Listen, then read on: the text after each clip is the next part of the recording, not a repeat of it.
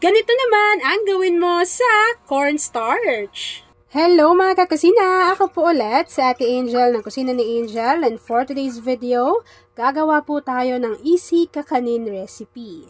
So una, naglagay tayo dito ng 2 lata nitong Marie Evaporada. So yung bawat isang lata po na ito ay meron siyang tig 380 grams. Ayan, so ito po yung ginamit natin para mas tipid kasi po mura lang ito and madali lang din pong mahanap sa palengke or kahit sa grocery store. So meron po yung tig 380 grams, 2 po yung gagamitin natin, hindi po tayo gagamit ng gata para mas mura lang. So balang ginawa ko po dyan sa video, naglagay lang tayo ng konting cooking oil tapos in-spread lang po natin siya dito sa ating lagayan. Kapag nagawa na po natin yan, set aside natin to bago gawin na po natin yung ating mixture. Bago gagamit po tayo nitong 1 cup ng ating Marie Condensada. So usually kasi pag pang negosyo ang gagawin ninyo, ganito kalaki po yung bilhin ninyo. Meron na yung 1 kilo and mas makakatipid kayo. So ito yung ginagamit ko.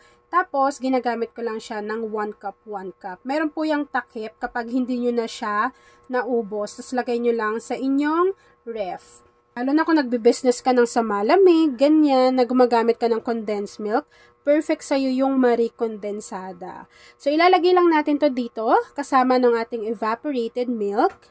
After nyan, maglalagay lang din ako dito ng 1 sachet nitong leche flan na jelly powder. And then, kakailanganin din po natin dito at least 5 to 6 tablespoon nitong cornstarch. Kaya siguraduhin ninyo na hindi pa nakabukas yung apoy sa inyong kalan dahil kakailanganin nating tunawin ng maigi yung ating mga dry ingredients.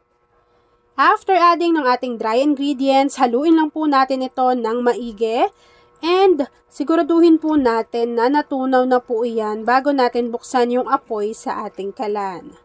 Kapag napagsama-sama na natin yung ating mga ingredients dito sa ating kasirola, haluin lang po natin ito ng maigi at kapag nakita ninyo na natunaw na yung dry ingredients, pwede nyo na pong buksan yung apoy sa ating kalan over medium to low heat. Yan, so dapat medyo malakas muna yung apoy para uminit muna yung ating mixture. Tapos maya-maya kapag napansin ninyo na medyo kumakapal na yung consistency, doon natin hihinaan yung ating apoy. So, habang hinahalo natin yan, at hinihintay po natin na kumapal yung consistency ng ating mixture, please don't forget to like and follow yung ating Facebook page. Kusina ni Angel, kung meron kang Instagram, follow mo na rin ako doon, Kusina ni Angel. At kung gusto mong matuto pa ng iba pang mga recipes o kaya naman gusto mong mag-share ng mga niluluto mo everyday, pwede kang sumali sa ating Facebook group. Andyan lang po yan sa ating Facebook page. Nakagawa na tayo ng recipe na ito before and yung video ko po na yon ay pumalo na ng 2 million views. Pero this time, ang ginawa ko pong version ay yung mas makakamura po tayo or makakatipid. Dahil ang ginamit po natin dyan ay Marie Evaporada at Marie Condensada. Mura lang po yun and talaga naman pong masarap na rin yung kanyang lasa. Dahil nga kay Marie, krema sarap at krema sulit. At ayan na nga mga kakusina, kapag napansin nyo po na ganyan no, medyo kumakapal na yung consistency ng ating mixture, pwede nyo na pong hinaan yung apoy sa inyong kalan and continuous po natin tong hahaluin hanggang sa wala ng liquid kayo na nakikita dyan sa ating kasirola. Magiging smooth yung consistency neto. And i-ready nyo na po yung sinet aside natin kanina na molder. Yan. So kapag nakuha na po natin yung ganitong consistency, pwede na nating off yung apoy sa ating kalan at direct na po natin to agad isasalin. Dahil mabilis lang po itong mag-set or mag-firm. Yan, so isasalin lang po natin ito dito sa ating lagayan. Sa pagsalin na ito, dapat mas mabilis kayo ha. Para hindi lang siya maninikit dito sa ating kasirola. So, kapag naisalin na po natin yan dito sa ating lagayan, hihintayin lang po natin tong mag-set, mag-firm, lumamig, and then after po nun, papakita ko na sa inyo kung ano yung natapos nating easy kakanin recipe.